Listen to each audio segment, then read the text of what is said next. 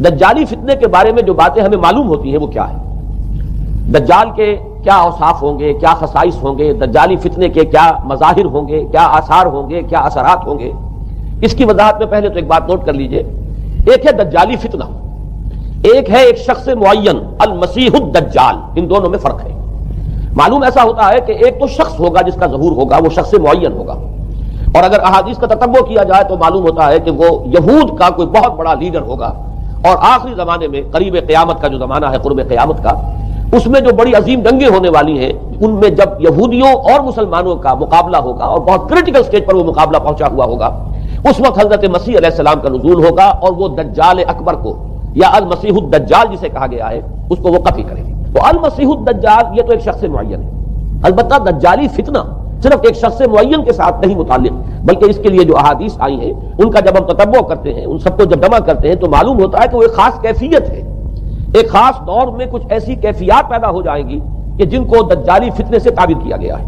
وہ کیفیات کیا ہیں؟ میں کچھ احادیث کے حوالے سے وہ میں نوٹ کر کے لایا ہوں، آج آپ کے سامنے رکھ رہا ہوں۔ پہلی بات یہ معلوم ہوتی ہے کہ اس دور میں، اس دجالی فتنے میں، انسان کو جو قواعد طبعیہ ہیں، جو قدرت کی طاقتیں ہیں، کائناتی قوتیں ہیں، ان پر غیر معمولی غلبہ، اقتدار، اختیار حاصل ہو جائے گا، اور وہ دجال متصرف ہوگا ان تمام قواعد طبعیہ پر، بالکل ایسے انداز میں جیسے کبھی انبیاء کرام علیہ السلام کو اللہ تعالیٰ معجزے عطا فرماتا ہے۔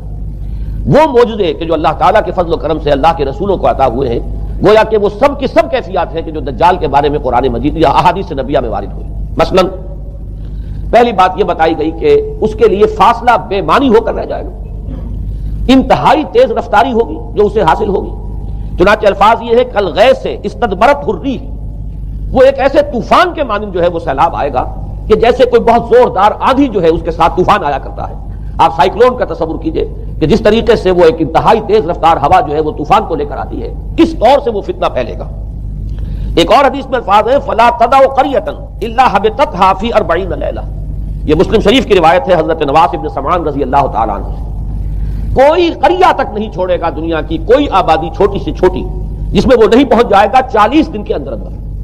یہ اس کی تیز رفتاری کا عالم ہوگا، گویا کہ میں تعبیر کر رہا ہوں اسے ان الفاظ سے کہ فاصلہ بے معنی ہو کر رہ جائے گا۔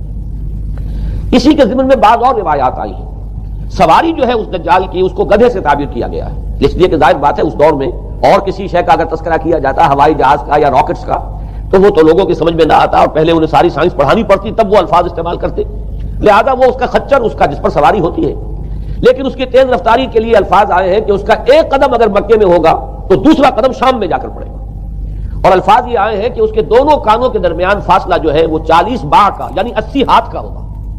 بلکہ حضرت علی رضی اللہ تعالیٰ عنہ کے خطبے میں جو اس کا بیان ہوا ہے کہ اس کا ایک کان جو ہے وہ 30 ہاتھ لمبا کان ہوگا اس کا۔ ابھی ذرا یہ صرف احادیث آپ سنتے جائیے، پھر اس کے بارے میں ان سب کو جوڑ کر جو ہمیں نتیجہ نکالنا ہے اس پر گفتگو بعد میں ہوگی۔ اسی طرح آواز کا معاملہ کہ اس کی آواز 4 دانگ عالم میں بیک وقت سنی جائے گی۔ الفاظ یہ ہے ینادی بصوت لہو یسمع لہو ما بین الخافقین، وہ ایک ایسی آواز کے ساتھ پکارے گا کہ جسے مشرق و مغرب کے مابین رہنے والا ہر شخص سنے گا۔ اس کی آواز جو ہے گویا کہ وہ تمام فاصلوں کے جو پردے ہیں اس کے لیے وہ حائل نہیں رہیں گے، بلکہ یہ کہ اس کی آواز جو ہے پوری دنیا میں مشرق و مغرب میں بیک وقت سنائی دے گی۔ تیسری بات معلوم ہوتی ہے کہ علاج معالجہ وہ اس انتہا کو اور عمل جراحی اس انتہا کو پہنچ جائے گا۔ یہاں وہ الفاظ آئے ہیں جو قرآن مجید میں حضرت مسیح کے معجزات کے لیے آئے۔ حضرت مسیح کے الفاظ جو ابرئ الاکمہ والابرص، کہ میں مادر زاد اندھے کو اور جو کوڑھ کا مرض تو ان دونوں کو میں ٹھیک کر دیتا ہوں۔ حضرت مسیح علیہ السلام صرف ہاتھ پھیرتے تھے اور مادر زاد جو نابینا ہے، اندھا، بینائی اس کی آ جاتی تھی، اور کوڑھی جو ہے اس کے جسم پر ہاتھ پھیرتے تھے اس کا کوڑھ درست ہو جاتا۔ ابرئ الاکمہ والابرص، وہی الفاظ آئے حدیث میں کہ دجال کو یہ قدرت حاصل ہو جائے گی۔ نمبر 2 یہ کہ وہ یحیی الموتیٰ، جیسے کہ حضرت مسیح کے الفاظ ہے وہ احیی الموتیٰ، میں زندہ کرتا ہوں مردے کو۔ حضرت مسیح فرماتے تھے ایک مردے کو قم باذن اللہ، وہ کھڑا ہو جاتا تھا۔ بالکل اسی طریقے سے دجال کو بھی قدرت حاصل ہو جائے گی کہ وہ مردوں کو زندہ کرے گا۔ مزید وضاحت ایک حدیث میں یہ ہے کہ وہ ایک شخص کو آری کے ساتھ بیچ میں سے چیرے گا، 2 ٹکڑے کر دے گا، پھر سینے گا اور زندہ کر دے گا۔ معلوم یہ ہوا کہ علاج معالجے کا علم اور دوسرے یہ کہ جراحی کا علم جو ہے وہ اپنی ان بلندیوں کو پہنچے گا کہ اس حد تک انسان کی رسائی ہو جائے گی۔ چوتھی بات، اس کو زمین اور فضا پر اس قدر غلبہ حاصل ہو جائے گا۔ الفاظ یہ حدیث کے یامر السماء فقم کرو، وہ آسمان کو حکم دے گا بارش برسا اور وہ بارش برسائے گا، والارض فتنبت، اور زمین کو حکم دے گا کہ فصلیں اگا، اور وہ اگائے گی. ویمر بالخربۃ فیقول لها اخرجی کنوزک، اور وہ کسی ویرانے پر سے گزرے گا، اسے حکم دے گا، ویران چٹیل میدان، اور حکم دے گا کہ اپنے خزانے نکال.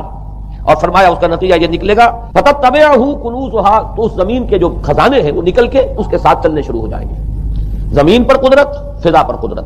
بارش کا حکم ہوگا وہ بارش ہو جائے گی، آسمان بارش برسائے گا، زمین اپنے خزانے اگل دے گی. پانچویں بات، وَيُبْعَثُ مَعَهُ الشَّيَاطِينُ عَلَى صُورَةٍ مَنْ مَاتَ، اس کے ساتھ کچھ ایسے شیاطین مبعوث ہوں گے کہ جو ان صورتوں کو اختیار کریں گے ان لوگوں کی جو مر چکے، من الآباء والأمہات والمعارف، جو آباء و اجداد اور مائیں اور دادیاں اور جو بھی جان پہچان والے لوگ ہیں جو فوت ہو چکے ہوں گے، وہ ان کی صورت اختیار کریں گے. فَتَأْتِيَ أَحَدَهُمْ فَيَقُولُ أَلَسْتُ فُلَانًا أَلَسْتَ تَعْرِفُنِي، پھر وہ آئے گا اور وہ شیاطین آئیں گے اور انسان سے کسی سے بات کریں گے، کیا تم مجھے نہیں پہچانتے؟ کیا میں تمہارا فلاں رشتہ دار نہیں ہوں؟ اپنی نشانیاں بیان کریں گے اور لوگ پہچانیں گے. یہ وہ احادیث ہیں کہ جن کا جو نتیجہ نکلتا ہے اس کو پہچان لیجئے. وہ نتیجہ یہ ہے کہ حضور صلی اللہ علیہ وسلم نے دجالی فتنے کے جو اوصاف بیان کیے یا جو علامات بیان کی، ان کا حاصل یہ ہے کہ سائنس اور ٹیکنالوجی کی وہ بلندیاں انسان کو حاصل ہو جائیں گی کہ جو چیزیں کبھی رسولوں کے معجزوں سے ظہور پذیر ہوتی تھیں وہ قوانین طبیعہ پر تصرف کے باعث خود انسان کرنے لگے گا. یہ ہے در حقیقت حاصل. چنانچہ آج آپ دیکھیے وہ جو اس کا گدھا ہے وہ ہمارے آج کل کے ہوائی جہاز ہے، اور آپ کو معلوم ہے کہ یہ رڈار جو ہے ان کے ہوائی جہازوں کے یہ بالکل اینڈز پر ہوتے ہیں، ان کے بازوؤں پر، اور یہی ان کے کان ہیں، انہی سے انہیں وہ معلومات حاصل ہوتی ہیں. خود ان کی لمبائی چوڑائی جو ہے وہ کتنی ہے، اور پھر یہ کہ ان کے درمیان فصل جو ہے وہ 80 ہاتھ کا یا 40 بار کا وہ موجود ہے. اور جہاز کی ایک اڑان اب تو کہیں بات پہنچ گئی کہ آپ کو معلوم ہے کہ پوری دنیا کے گرد بھی ایک جہاز جو ہے وہ چکر لگا لیتا ہے چند گھنٹوں کے اندر. لیکن یہ ہے کہ عام جو رفتار ہے اس میں بھی ایک پڑاؤ سے دوسرے پڑاؤ تک، ایک جگہ سے جس کو ہاپ کرنا کہتے ہیں، یہ بھی کم سے کم 500-700 میل کا عام طور پر سفر جو ہے وہ جہاز طے کر رہا ہے. اسی طریقے سے ہماری جو سائنس کی خاص طور پر جو طبی سائنس ہے، اب اس میں جس طریقے سے کہ زندہ رکھا جاتا ہے انسانوں کو، اور وہ ویجیٹیبل چاہے کہا گیا ہے ان کو ہیومن ویجیٹیبلز، لیکن یہ کہ دل کی دھڑکن بھی چلائے جا رہے ہیں، خوراک بھی پہنچا رہے ہیں، آدمی جو ہے وہ زندہ سال ہر سال تک زندہ پڑا رہتا ہے. اور یہ کہ سرجری بعض جانوروں پر تو یہ بات ہو چکی ہے کہ کاٹے گئے ہیں اور پھر ان کو سی دیا گیا ہے، جوڑ دیا گیا ہے. یہ تمام جو بھی معجزے ہیں اس وقت سائنس دکھا رہی ہے. اسی طرح اگر یہ معجزہ دیکھنا ہو کہ زمین لقودق زمین جہاں کہیں کوئی آثار نہیں تھے کسی ایک پتے تک کے اگنے کے، اگر وہاں لہلہاتے ہوئے آپ کو چمن دیکھنے ہو تو ویسے سب سے پہلے تو یہ معاملہ ہوا تھا اسرائیل نے جو کر کے دکھایا تھا، لیکن اب تو آپ ابو ظبی چلے جائیے، سعودی عرب میں چلے جائیے. سعودی عرب کے اندر حال یہ ہے کہ آپ اگر ہوائی جہاز سے سفر کریں ریاض سے جدہ تک تو آپ کو جگہ جگہ بڑے سرکولر پیچز نظر آئیں گے جہاز سے، نہایت گرین، اور اس کے اندر جو ہے آرٹیفیشل اریگیشن کے ذریعے سے اور بہت عمدہ وہاں کاشت ہو رہی ہے، بہت خوبصورت فارمز جو ہیں وہ تمام کے تمام سرکولر پیچز، اس لیے کہ جو اریگیشن ہوتی ہے وہ ان ویلز کے ذریعے سے ہوتی ہے کہ جو ایک سرکل میں چلتے ہیں اور پانی کی وہ آرٹیفیشل بارش جو ہے وہ ہوتی رہتی ہے. باقی یہ کہ فضا سے آرٹیفیشل رین، یہ تو بہت ہی سادہ سی بات ہے کہ فضا کے اندر ایٹماسفیرک کنڈیشنز کو ذرا تبدیل کیا جائے تو بارش آ جاتی ہے. اور باقی رہ گیا آواز کا یہاں سے وہاں جانا، وہ تو آواز ہی نہیں ہے، تو آپ صورتیں دیکھ رہے ہیں. آپ کو نیو یارک میں بیٹھا ہوا خطاب کرے، آپ پوری دنیا کے اندر جہاں چاہیں وہ آل ورلڈ اینٹینا آپ کے پاس صرف ہونا چاہیے. باقی یہ کہ آپ دنیا کے کسی بھی گوشے میں بیٹھے ہوئے کسی شخص کا خطاب یہ وہ سن سکتے ہیں. تو معلوم یہ ہوا کہ در حقیقت یہ جو دجالی فتنہ ہے، یہ جس کے اوصاف جو بیان کیے گئے، ابھی میں اس کو لفظ فتنہ سے تعبیر نہیں کر رہا، اسے جس چیز نے فتنہ بنایا وہ ابھی میں آپ سے عرض کروں گا.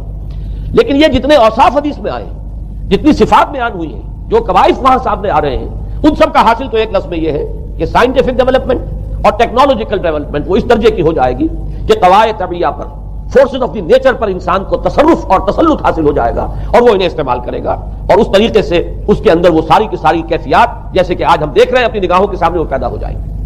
اب سوال یہ ہے کہ اس شے کو فتنہ کس چیز نے بنایا؟ یہ بات سمجھ لیجیے. جہاں تک سائنسی ترقی کا تعلق ہے، تکنیکی ترقی کا تعلق ہے، یہ چیزیں فی الاصل فتنہ نہیں ہے. یہ تو وہ علمہ آدم الاسماء کلھا کا ظہور ہے. اللہ تعالیٰ نے ازل میں حضرت آدم علیہ السلام کو جو صلاحیت عطا فرما دی تھی، یہ ایکسفولیشن ہے اس کا ظہور ہے. جیسے کہ آم کی گٹھلی میں آم کا درخت ہے، لیکن ظاہر بات ہے کہ اس کو درخت بننے میں وقت لگتا ہے. پہلے وہ 2 پتے نکلتے ہیں، پھر وہ بڑھتا ہے معاملہ، کئی سال میں جا کر وہ درخت جو ہے وہ جوان ہوگا اور وہ پھل دے گا. اسی طریقے سے یوں سمجھئے کہ بالقوہ وہ علم حضرت آدم علیہ السلام کو دے دیا گیا تھا، یعنی وہ صلاحیتیں ودیت کر دی گئی، وہ فیکلٹیز، سمع اور بصر اور فؤاد، دیکھو سنو نتیجہ نکالو اور آگے بڑھو. آپ نے چیز دیکھی، ایک سنی، نتیجہ نکالا، اس کو نوٹ کیا، آگے بڑھے، پھر کوئی چیز دیکھی، پھر کوئی سنی، اپنے سابق جو نتیجہ آپ نے نکال کر محفوظ کیا تھا اپنی میموری میں، اس کے ساتھ اس کو ٹیلی کیا، کوئی اور نتیجہ نکلا ہے اور آگے بڑھے. تو یہ تو سٹیپ بائی سٹیپ، قدم بہ قدم انسانی علم آگے بڑھ رہا ہے. یہ ہرگز فتنہ نہ ہوتا، میرے الفاظ پر توجہ کیجئے، اگر اس کے ساتھ متوازن طور پر ایمان اور روحانیت کا ارتقا بھی ہوتا رہتا. اگر اس کے ساتھ اللہ کی معرفت، اللہ کی محبت، آخرت کا ایمان، منزل انسان کی جو ہے وہ آخرت ہے، دنیا نہیں ہے، اگر یہ چیزیں ساتھ کے ساتھ ہوتی تو یہ ہرگز فتنہ نہیں. فتنہ در حقیقت اسے جس نے بنایا ہے وہ یہ ہے کہ کچھ ایسے اسباب ہوئے ہیں، اور وہ اسباب آج مجھے بیان کرنے کہ در حقیقت موجودہ عیسائیت اس کا سب سے بڑا سبب ہے. اس کے نتیجے میں ایک بہت بڑا گیپ ہے، اپالنگ گیپ ہے، بڑا مہیب خلا ہے، بڑی وسیع خلیج ہے جو حائل ہو چکی ہے کہ ایمان اور روحانیت ختم ہوتے چلے گئے اور یہ ٹیکنیکل اور سائنٹیفک ڈیولپمنٹ بڑھتی چلی گئی. ان دونوں کے درمیان جو مہیب خلا پیدا ہوا ہے اس نے اسے فتنہ بنا دیا ہے اور عظیم ترین فتنہ بنا دیا.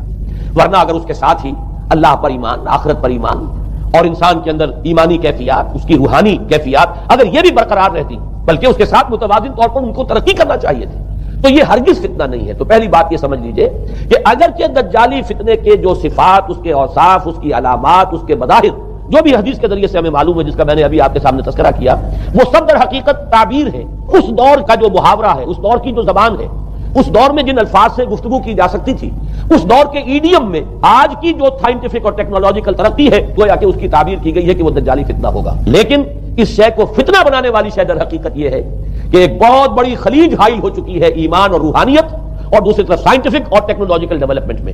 ان دونوں کے درمیان اتنا بود اور فصل پیدا ہو گیا ہے کہ جس کی وجہ سے اس نے فتنے کی شکل اختیار کی. اس کا سبب کیا ہے، آج ہمیں اس پر غور کرنا ہے.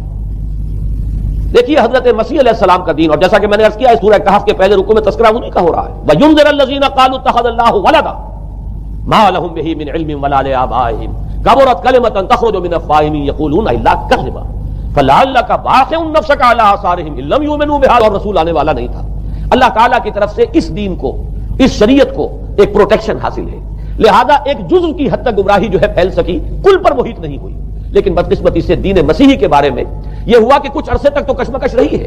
اصل دین مسیحی پر بھی جو کاربند لوگ تھے اور جو اس کے اوپر مستقیم رہے وہ قائم کچھ عرصے تک رہے ہیں، لیکن ہوتے ہوتے تقریباً اس دور تک آ کر جب کہ حضور کی بعثت ہوئی ہے، اصل دین مسیحی کے ماننے والے تقریباً ختم ہو چکے تھے. شاذ لوگ رہ گئے تھے اور ان میں بھی یہ جرت نہیں تھی کہ اپنے اصل دین کا وہ اظہار کر سکے. بلکہ ہوتے ہوتے ان 600 سالوں کے اندر یہ ہوا کہ وہی پالزم جو ہے در حقیقت اس نے ہی مسیحیت کی شکل اختیار کر لی. یہ پالزم جو ہے یہ ہے در حقیقت، یوں سمجھیے کہ ادیان عالم کی تاریخ میں سب سے زیادہ گمراہ کن مذہب جس کا رد عمل پیدا ہوا ہے یورپ میں، جس نے کہ اس دجالی فتنے کی شکل اختیار کی ہے. میں یہ چاہتا ہوں کہ اس کے ضمن میں چند باتیں آج آپ کے سامنے رکھوں. پال نے جو دین مسیحی میں یا دین اسلام میں جو صحیح دین ہے اللہ کا، اس میں 3 تبدیلیاں بنیادی کی. سب سے پہلا تو وہی جو قرآن کہہ رہا ہے الذین قالوا اتخذ اللہ ولدا. مسیح کو، حضرت مسیح علی نبینا علیہ الصلوۃ والسلام، انہیں خدا کا بیٹا قرار دیا گیا. اور اس میں بھی نوٹ کیجئے بیٹے کے لیے عربی زبان میں 2 لفظ ہیں، ابن اور ولد. ابن کا لفظ ذو معنیین ہے، 2 معنی ہے اس کے.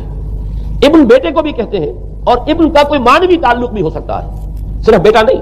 ابن السبیل مسافر کو کہتے ہیں، راستے کا بیٹا، یعنی چونکہ راستے کے ساتھ اس کا ایک تعلق ہے، راستہ چل رہا ہے، وہ تو ابن السبیل ہے. ابن الوقت، وقت کا بیٹا، وہ وقت کا بیٹا اس معنی میں نہیں ہے، بلکہ یہ ہے کہ جو ہر وقت جو ہے حالات کے مطابق گرگٹ کی طرح اپنا رنگ بدلتا چلا جائے، چلو تم ادھر کو ہوا ہو جدھر کی، وہ ابن الوقت ہے. تو ابن الوقت اسی طریقے سے جو میں نے دوسری مثال دی ہے، ان کو اگر آپ سامنے رکھیں گے تو معلوم یہ ہوا کہ ابن کے تو دونوں معنی ہو سکتے ہیں، لیکن ولد یہ بالکل مخصوص ہے اولاد کے معنی میں. ولد یہ تو گویا کہ صلبی اولاد.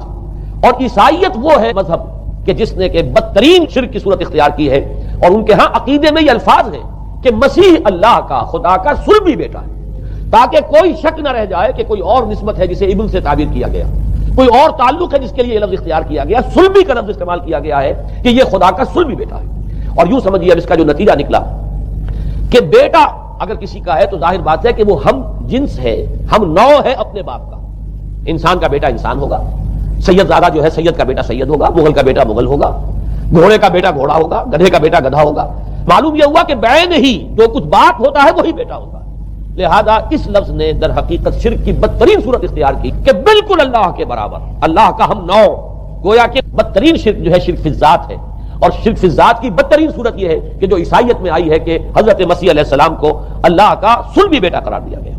اب اس کے نتیجے میں چونکہ ظاہر بات ہے کہ آخر بائبل بھی موجود تھی، اس بائبل کو ایک دم کیسے ختم کر دیتا سینٹ پال کہیں یا بہرحال میں تو لفظ سینٹ اس کے ساتھ استعمال نہیں کرنا چاہتا، لیکن چونکہ ہمیں یہ ہدایت ہے قرآن مجید کی بھی کہ جو باطل معبود بنا لیے جاتے ہیں انہیں بھی ہم کوئی ان کے لیے توہین والے الفاظ استعمال نہ کریں، لہذا میں یہ لفظ استعمال کر رہا ہوں، ورنہ جی تو چاہتا ہے کہ کوئی اور لفظ اس کے لیے استعمال کیا جائے.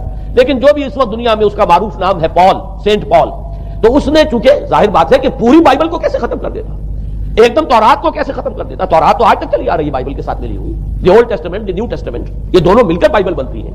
لہذا اب گورکھ دھندا بنانا پڑا انہیں، وہ تسلیس والا گورکھ دھندا، 3 میں 1 1 میں 3، توحید بھی ہے تسلیس بھی ہے، 3 میں 1 1 میں 3. اور یہ وہ شے ہے کہ جس نے عقیدے کا تعلق عقل سے منقطع کر دیا. اس سے سمجھ میں آنے والی بات ہی نہیں، 3 میں 1 1 میں 3 ایک گورکھ دھندا ہے. نتیجہ انہوں نے یہ نکالا کہ ڈوگما در حقیقت اس کا عقل سے کوئی تعلق نہیں، ڈوگما بس عقیدہ ہے، اور اس عقیدے ہی کے اوپر سارے دین کی بنیاد ہے. باقی وہ عقل میں آئے نہ آئے، عقل کے لیے قابل قبول ہو یا نہ ہو، یہ بات اچھی طرح سمجھ لیجئے کہ اگرچہ ہمارے ہاں بھی ہم بھی یہ بات کہتے ہیں کہ بہت سے حقائق جو ہے کائنات کے وہ ایسے ہیں کہ جن تک عقل کی رسائی نہیں ہے، اس کے لیے ہم مجبور ہیں، محتاج ہیں وحی کی ہدایت کے. لیکن دو چیزوں میں فرق کیجئے، ایک ہے عقل سے ماورا ہونا اور ایک ہے عقل کے خلاف ہونا. ان دونوں چیزوں میں زمین و آسمان کا فرق ہے. ایک وہ حقائق ہے کہ جو عقل از خود ان تک رسائی حاصل نہیں کر سکتی، لیکن جب وہ سامنے آتے ہیں تو عقل تسلیم کرتی ہے کہ ہاں یہ بات سمجھ میں آتی ہے. ایک وہ چیزیں ہیں کہ جن کو عقل تسلیم نہیں کرتی. تو ایک ہے مخالف عقل، ایک ہے ورائے عقل. ان دونوں میں زمین و آسمان کا فرق ہے. ہمارے دین میں تو عقل کو اپیل کیا گیا ہے، لعلکم تعقلون، لعلہم یعقلون، اولو الالباب الذین یعقلون. اب ظاہر بات ہے کہ عقل کو ہاتھو برہانکم ان کنتم صادقین، لاؤ دلیل اپنی. تو دلیل سے عقل سے اپیل کی گئی. اور اس میں وہ رشتہ جو میں نے کئی مرتبہ بیان کیا علامہ اقبال کے اشعار کے حوالے سے کہ عقل گو آستاں سے دور نہیں، اس کی قسمت میں پر حضور نہیں. اور گزر جا عقل سے آگے کہ یہ نور چراغ راہ ہے، منزل نہیں. منزل تک تو عقل نہیں پہنچائے گی لیکن راستہ تو دکھاتی ہے. اور جب کہ وحی کی روشنی سامنے آتی ہے تو عقل اس کی تصدیق کرتی ہے. یہ ہے ہمارا موقف اور یہ ہے عقلی معقول موقف. لیکن عیسائیت نے، بلکہ کہنا چاہیے پالیزم نے، مجھے یہاں پر لفظ عیسائیت اب استعمال کرنا نہیں چاہیے اس لیے کہ حضرت عیسیٰ سے اب اس کی نسبت نہیں رہی. حضرت عیسیٰ سے اس کی نسبت جو یہ مس نومر ہے، یہ غلط نام ہے. دی 100 کا مصنف جو ہے ڈاکٹر مائیکل ہارٹ، اس نے یہ بہت بڑی بات کہی. اس نے کہا در حقیقت موجودہ جو عیسائیت ہے اسے پالیزم کہنا چاہیے. یہ پالیزم ہے، کرسچینٹی نہیں ہے. اس لیے کہ در حقیقت حضرت مسیح علیہ السلام کی تعلیم جب تک وہ دنیا میں تھے وہ یہ نہیں تھی کہ جو پال نے دی. البتہ اس نے پال کو بہت بڑا شخص مانا، اس میں کوئی شک نہیں، اس لیے کہ اس نے تاریخ کے ایک دھارے کا جو ہے وہ رخ موڑ دیا ہے. اللہ تعالیٰ کے صحیح دین کو گویا کہ قلع کما کر کے ایک نیا دین اس طریقے سے پھیلایا ہے کہ آج بھی شاید دنیا میں کثیر ترین تعداد عیسائیت ہی کے نام لیواؤں کی ہے، واللہ عالم، یا شاید گوتم بدھ کے ماننے والوں کی ہے. بہرحال یہ کہ بہت بڑی تعداد میں آج حضرت مسیح علیہ السلام کی طرف جو منسوب ہے غلط طور پر دین، اس کے نام لیوا دنیا میں ہے. اس اعتبار سے وہ یقیناً اس کا تو حق رکھتا ہے کہ اس کا نام بھی اس کتاب میں آئے کہ جس نے تاریخ کے اوپر اثرات اپنے پیدا کیے. اور حضرت مسیح علیہ السلام جب تک دنیا میں تھے عیسائیت کی حقیقت بنی اسرائیل یا یہودیت کے ایک فرقے سے زیادہ نہیں تھی. ڈیٹیچ نہیں ہوا تھا یہ دین حضرت موسیٰ علیہ السلام کے دین سے. لیکن یہ کہ پال نے اسے بالکل ایک مستقل بذات ایک جداگانہ دین کی شکل دے دی ہے، تو یہ پالیزم ہے. پالیزم نے در حقیقت سب سے پہلا کام یہ کیا کہ عقل سے بالکل تعلق منقطع کر دیا. عقیدہ ڈوگما جو ہے وہ خلاف عقل، جو بات عقل میں آئے نہ آئے بس ماننی ہے. تو پہلی تو یوں سمجھیے کہ نقب جو لگی ہے دین کے اندر وہ اس تسلیس کے حوالے سے، اور تسلیس کا گورکھ دھندا خلاف عقل. لہذا ڈوگما کی جو کا لفظ جو استعمال ہوا ہے کہ بس اس کو تو ہم مانیں گے چاہے وہ عقل کے لیے قابل قبول ہو یا نہ ہو. دوسرا اس سے بھی زیادہ آپ دیکھیے ایک سے ایک بڑھ کر اینٹ رکھی جا رہی ہے. خشت اول چونے حد میں مار کر تاثریا امیر ابد دیوار کچھ. دوسرا کفارے کا عقیدہ جو مبنی ہے صلیب کے عقیدے پر. مسیح نے انتہائی ذلت کی موت، یعنی صلیب کی موت جو ہے وہ خود کہتے ہیں کہ انتہائی ذلت کی موت ہے. یہ ذلت کی موت کا پیالہ اس لیے پیا تاکہ اس کے ماننے والوں کی طرف سے کفارہ ادا ہو جائے. مسیح کفارہ ادا کر چکا ہے. اب جو شخص بھی مسیح کو مان لے گا اس کی گویا کہ نجات ہو گئی. اس کا عمل سے کوئی تعلق نہیں. عمل ہو نہ ہو، بد کردار ہو، اچھا کردار والا ہو، نیک ہو، بھلا ہو، جیسا بھی ہو، برا ہو، بدماش ہو، لچا ہو، لفنگا ہو، مسیح کو مان لے. صرف ماننے پر، اس لیے کہ مسیح تو اس کی طرف سے کفارہ پیش کر چکا. سارے گناہوں کا کفارہ جو ہے مسیح نے انتہائی ذلت آمیز موت جو ہے قبول کر کے گویا کہ اپنے ماننے والوں کے تمام گناہوں کا کفارہ دے دیا ہے. یہ دوسرا عقیدہ. اس کا نتیجہ کیا نکلا؟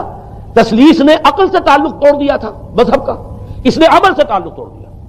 ڈوگما ہی ڈوگما ہے، نہ عقل سے کوئی تعلق نہ عمل سے کوئی تعلق. کوئی تعلق نہیں رہا. دین کی جڑیں جو ہے دونوں اعتبار سے، دین تو نام ان دو چیزوں کا، الا الذین آمنوا وعملوا الصالحات، دونوں کی گویا کہ جڑیں منہدم ہو گئی، بنیادیں منہدم ہو گئی، جڑیں کاٹ دی گئی. کہ نہ اس کا تعلق عقل کے ساتھ ہے نہ عمل کے ساتھ ہے۔ تیسری بات آئی ہے، اس نے کہا شریعت منسوخ۔ یہ عجیب ہے، دیکھیے جسے آئرنی آف فیٹ کہتے ہیں انگریزی زبان میں۔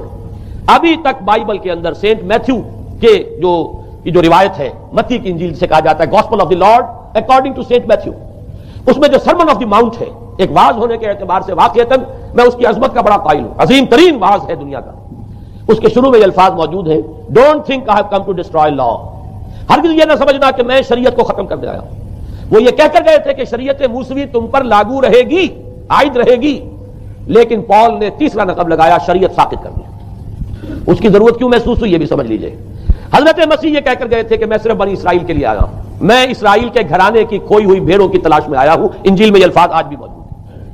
حضرت مسیح نے اپنے حواریین کو جب بھیجا ہے کہ اب جاؤ تبلیغ کرو میری طرف سے، اس کی ہدایتوں میں ایک ہدایت یہ بھی ہے کہ تمہیں صرف اسرائیلیوں تک تبلیغ کرنی ہے، باہر نہیں، میں صرف اسرائیلیوں کی طرف رسول بنا کر بھیجا گیا ہوں۔ یہ الفاظ بھی موجود ہیں، اگرچہ اس وقت کے انجیل میں جو الفاظ ہیں وہ تو میں سمجھتا ہوں کہ حضرت مسیح علیہ السلام کے شایان شان نہیں ہے، وہاں کوئی نہ کوئی تحریف ہوئی ہے لفظی، اس لیے کہ وہاں تشبیہ دی گئی ہے کہ کوئی اپنے بچے کے حصے کی روٹی جو ہے کتے کے آگے نہیں ڈالتا۔ گویا کہ جینٹائلز جو ہیں غیر بنی اسرائیلی، انہیں اس جملے کی روح سے انہیں کتوں سے تشبیہ دی جا رہی ہے کہ میرے پاس میرے بچوں کے حصے کی روٹی ہے، میرے بچے ہیں اسرائیلی، میری روٹی جو ہے یہ جو میرے پاس ہے وہ اسرائیلیوں کے لیے ہے، کوئی اپنے بچوں کے حصے کی روٹی کتے کو نہیں کھلاتا۔ یہ جملہ تو میں سمجھتا ہوں حضرت مسیح کا نہیں ہو سکتا، لیکن یہ ہدایت کہ تمہیں تبلیغ صرف اسرائیلیوں میں کرنی ہے، یہ قرآن مجید کی روح سے ثابت ہے۔ اس لیے کہ قرآن بھی یہ کہتا ہے کہ رسولاً الی بنی اسرائیل، حضرت مسیح علیہ السلام رسول بنا کر بھیجے گئے تھے بنی اسرائیل کی طرف، اس لیے کہ وہ یوں سمجھیے کہ جسے ہمارے ہاں عام اصطلاحات میں علماء کہا کرتے ہیں تاج و تخت ختم نبوت، وہ تاج و تخت ختم نبوت تو ابھی منتظر تھا محمد الرسول اللہ صلی اللہ علیہ وسلم کی آمد کا، کہ وہی آئیں گے تو انہی کی بعثت ہوگی پوری نوع انسانی کی طرف۔ آپ سے پہلے کسی رسول کی بعثت پوری نوع انسانی کی طرف نہیں ہوئی بشمول حضرت مسیح علیہ السلام۔ ہر جو ہے رسول جو آیا ہے آپ سے پہلے اپنی اپنی قوموں کی طرف آیا ہے، لیکن اس پال نے کیا کیا؟ پہلے تو یہ اصول توڑا، ہم اس دین مسیحی کی یا جو پالزم ہے اس کی اب تبلیغ کریں گے غیر اسرائیلیوں میں بھی۔ وہاں انہیں دقت پیش آئی، شریعت موسوی بڑی بھاری شریعت ہے، اب وہ بھاری شریعت جو ہے اس کو قبول کرنا تو لوگوں کے لیے آسان نہیں ہے۔ انہوں نے یہ کیا کہ یہ شریعت تم پر ساقط، شریعت کا بوجھ تم پر نہیں، برڈن آف لا یہ تمہارے لیے نہیں ہے۔ اور میں یہاں مثال دے دینا چاہتا ہوں، بین ہی تاریخ نے اپنے آپ کو دہرایا ہے۔ عبداللہ ابن سبا نے جو فتنہ شروع کیا تھا ہمارے ہاں، ہماری تاریخ میں جو اس کے اثرات پھر پیدا ہوئے ہیں، ان میں سے ایک جو ہے وہ شکل وہ اسماعیلیت والی ہے، کہ اسماعیلیت نے بھی بین ہی یہی شکل اختیار کی ہے۔ ہندوستان میں آ کر جب اسماعیلی داعیوں نے جب تبلیغ کی ہے تو شریعت ساقط کر دی۔ آج آپ کو جو اسماعیلی ملیں گے ان کے ہاں کوئی شریعت نہیں ہے، کوئی نماز ہے، مسجد ان کی ہوتی نہیں، جماعت خانہ ہوتا ہے، وہ کلب گھر ہے، آتے ہیں جمع ہوتے ہیں، کھانا کھاتے ہیں، اللہ اللہ خیر اللہ کو باتیں چیتیں کرتے ہیں، ان کے اوپر شریعت ہے ہی نہیں، نہ روزہ ہے نہ نماز ہے۔ اور بین ہی وہی جو اختیارات میں ابھی آپ کو بتاؤں گا کہ جو پوپ کے ہیں وہی ان کے امام حاضر کے اختیارات ہیں۔ بہرحال تیسری نقب جو میں نے عرض کی آپ سے وہ یہ تھی کہ شریعت منسوخ، اس کا نتیجہ کیا نکلا؟ اب دیکھیے ذرا غور کیجئے، ایک بہت بڑا خلا پیدا ہو گیا، وہ خلا کون پر کرے گا؟ شریعت کے بارے میں سارے اختیارات اب پوپ کو حاصل ہیں، وہ جس چیز کو چاہے حلال کر دے، جس چیز کو چاہے حرام کر دے، جس چیز کو چاہے قرار دے دے کہ یہ ممنوع ہے، جس چیز کی چاہے اجازت دے دے، اس لیے کہ اب شریعت تو نہیں، خلا ہے، اس میں سوالات تو پیدا ہو گئے، یہ کام کیا جائے یا نہ کیا جائے، کون کرے گا؟ تو جب شریعت ختم ہوئی تو سارا اختیار پوپ کے ہاتھ میں آ گیا ہے۔ یہ میں بعد میں ذرا اور تفصیل سے بتاؤں گا کہ کیسے کیسے اختیارات پھر مذہبی طبقے کے ہاتھ میں آئے ہیں۔ اس کے نتیجے میں تاریخ انسانی میں ورسٹ فارم آف تھیوکریسی پیدا ہوئی۔ تھیوکریسی کسے کہتے ہیں؟ جو آج کی اصطلاح میں گالی ہے، تھیوکریسی۔ قائد اعظم کے جملے آپ نے کئی پڑھے ہوں گے، اسلام میں کوئی تھیوکریسی نہیں ہے، مذہبی طبقے کی حکومت نہیں ہے اسلام میں، اور 100% درست ہے۔ تھیوکریسی کہتے ہیں ایک مذہبی حلقے کی، مذہبی طبقے کی حکومت، اس کے ہاتھ میں اختیارات آ جائیں۔ اور قرآن مجید میں اسی وجہ سے ان کے اوپر الزام لگایا گیا، اتخذوا احبارهم ورهبانهم اربابا من دون اللہ، انہوں نے اپنے علماء اور صوفیوں کو اللہ کے سوا اپنے معبود بنا لیا۔ حضرت عدی ابن حاتم رضی اللہ تعالیٰ عنہ جب ایمان لائے، یہ حاتم طائی جو مشہور ہے سخاوت میں، ان کے بیٹے ہیں، قبیلہ طے سے ان کا تعلق ہے، حاتم طائی تو طے سے ہے، ان کے بیٹے عدی ہیں، یہ عیسائی تھے۔ یہ جب ایمان لائے اور پھر انہوں نے قرآن پڑھا تو انہیں ایک اشکال ہوا کہ قرآن مجید میں تو ہم پر الزام لگایا گیا ہے اتخذوا احبارهم ورهبانهم اربابا من دون اللہ، تو عرض کیا انہوں نے، ڈرتے ڈرتے عرض کیا ہوگا حضور کی خدمت میں کہ حضور یہ بات تو کوئی درست نہیں معلوم ہوتی، ہم نے تو کبھی اپنے علماء اور رہبان کو خدا نہیں سمجھا، وہ اس مغالطے میں تھے کہ جب تک سجدہ نہ کیا جائے چاہے خدا نہیں مانا گیا۔ حضور نے پوچھا کیا ایسا نہیں ہے کہ جس چیز کو وہ حلال کہتے تم حلال مان لیتے ہو، جس چیز کو حرام کہتے ہیں حرام مان لیتے ہو؟ جی ہاں یہ تو ہے، یہی تو فرمایا بابا من دون اللہ ہے۔ تحلیل و تحریم کا اختیار صرف اللہ کے ہاتھ میں، یا اللہ کے نمائندے کی حیثیت سے اس کے رسول کے پاس ہے جس کو وحی آتی ہے. اس کے بعد کسی کو اختیار تحلیل و تحریم یہ خدائی اختیار ہے, اللہ کے ہاتھ میں اس کا اختیار ہے, اور اللہ کے نمائندے کی حیثیت سے زیادہ یہ اللہ کے رسولوں کے ہاتھ میں اختیار آتا ہے. اس کے علاوہ کسی کے لیے کسی اور کے لیے یہ مان لیا گیا تبھی تو ان کو خدا بنا لیا گیا. اسی معنی میں آج کی جمہوریت جو ہے وہ بدترین شرک ہے کہ یہاں یہ تسلیم کیا جاتا ہے کہ ساورنٹی جو ہے وہ عوام کی ہے, ساورنٹی آف دی پیپل. کیا معنی ہے کہ عوام کے نمائندے جو چاہیں قانون بنا دیں, جس چیز کو چاہے حلال ٹھہرائیں, جس چیز کو چاہے حرام ٹھہرائیں. ان کے پاس حلت و حرمت کے جو پورے اختیارات ہیں ان کے پاس آ گئے. یہی تو خدائی مقام ہے, خدا کا مقام دے دیا گیا. اس سے بڑا شرک کیا ہوگا؟ در حقیقت حاکمیت غیر اللہ اس دور کا سب سے بڑا شرک ہے. تو وہاں یہ حق جو ہے دے دیا گیا علماء کے ایک طبقے کو, پوپ کو. تو گویا کہ تاریخ انسانی کی بدترین تھیوکریسی, بدترین مذہبی استبدادی حکومت قائم ہوئی ہے یورپ میں. اس کے حوالے سے میں کچھ تاریخی حوالے بھی اب آپ کے سامنے رکھ دوں. دیکھیے, جب تک پال نے یہ کام شروع کیا ہے تو تقریباً 3 صدیوں تک تو یہ صرف ایک مذہبی تبلیغ کا کام ہوا ہے. انہوں نے کوششیں کی, محنتیں کی, پیغام پہنچایا, اور جیسا کہ میں عرض کر چکا ہوں اس وقت تک گڈمٹ تھے. پال کے ماننے والے بھی تھے اور حضرت مسیح کے جو اصل صحابہ تھے جو ان کے حواریین تھے ان کے ماننے والے بھی تھے. لہذا کشمکش ان کے اندر بھی چل رہی تھی. لیکن ظاہر بات ہے کہ حضرت مسیح کے اصل حواریین وہ تو اول تو یہ کہ اپنی گفتگو رکھ رہے تھے محدود بنی اسرائیل تک. نمبر 2 یہ کہ انہوں نے تو شریعت کو ثابت نہیں مانا. جنگل کی آگ کی طرح جو مسیحیت پھیلی ہے وہ پالزم والی مسیحیت ہے, اس لیے کہ اس میں تو کوئی شریعت کا کوئی بوجھ نہیں, کوئی حلال نہیں, کوئی حرام نہیں, کوئی نماز نہیں, کوئی روزہ نہیں. لہذا یہ تیزی کے ساتھ پھیلی اور 300 برس تک تو ایک کشمکش جو ہے جاری رہی. انہوں نے تبلیغیں کی, مصائب جھیلے, کشمکش اندر بھی چلی باہر بھی چلی. لیکن اس کے بعد قیصر روم کانسٹنٹائن, قسطنطین جسے کہتے ہیں, جس کا یہ قسطنطنیہ ہے, کانسٹنٹائن, اس نے یہ محسوس کیا بالکل اکبر کی طرح, جیسے اکبر نے محسوس کیا تھا کہ میری مملکت کے اندر یہ مذہبی تصادم جو ہے یہ سب سے بڑی یوں سمجھیے کہ انسٹیبلٹی کا سبب ہے.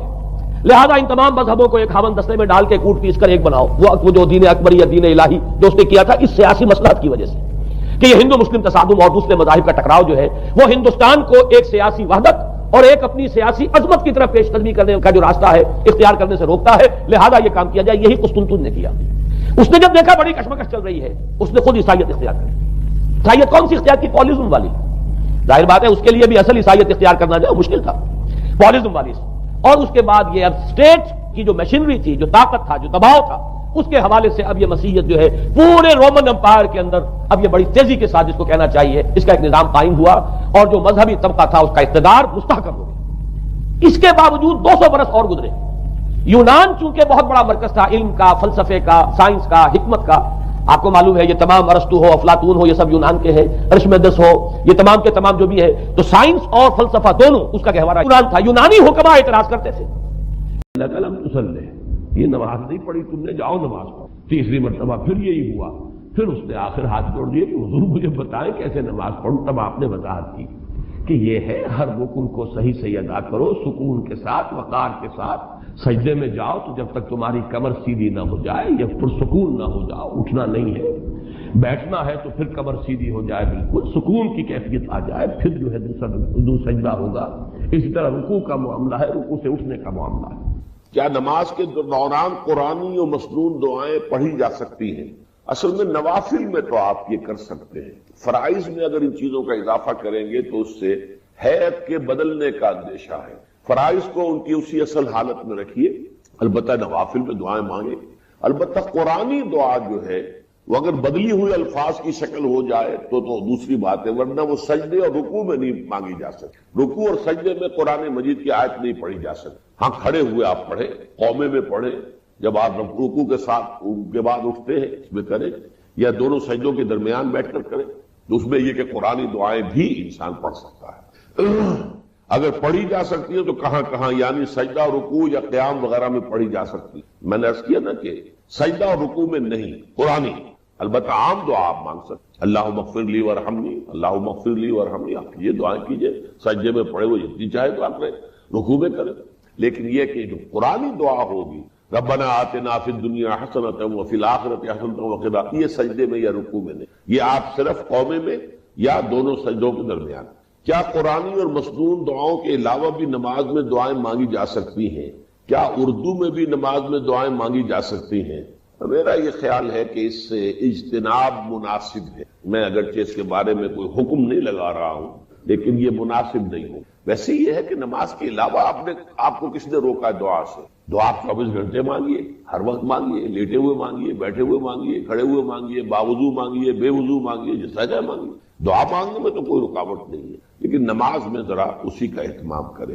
اس کے لیے فرمایا ایک حدیث میں وہ جو 7 قسم کے انسان ہیں جن کو اللہ قیامت کے دن خاص اپنے عرش کے سائے تلے جگہ دے، ان میں سے ایک وہ بھی ہے رجل ذکر اللہ خالی ففاضت عیناہ، تخلیے میں، علیحدگی میں، خاموشی سے جب وہ بیٹھا ہوا تھا اس نے اللہ کو یاد کیا اور اللہ کی محبت اور اللہ کی خشیت سے اس کی آنکھوں سے آنسو بہے۔ یہ اللہ کا ہجر ہے، یہ جو زندگی ہے یہ اللہ سے ہمارے ایک ہجر کا ذریعہ ہے، پردہ پڑا ہوا ہے ہمارے رب کے، غیب کا وہاں پردہ پڑا ہوا۔ اسی لیے آپ نے دیکھا حضور پر کہ جب کیفیت تھی اللہم فی الرفیق الاعلی، بس اب مجھے اس دنیا سے کوئی غرض نہیں ہے، رفیق اعلی اللہ تعالی، اللہم فی الرفیق، اب تو بس یہ جو بھی، حالانکہ حضور کے لیے تو اس دنیاوی زندگی میں بھی حضور ہی حضور۔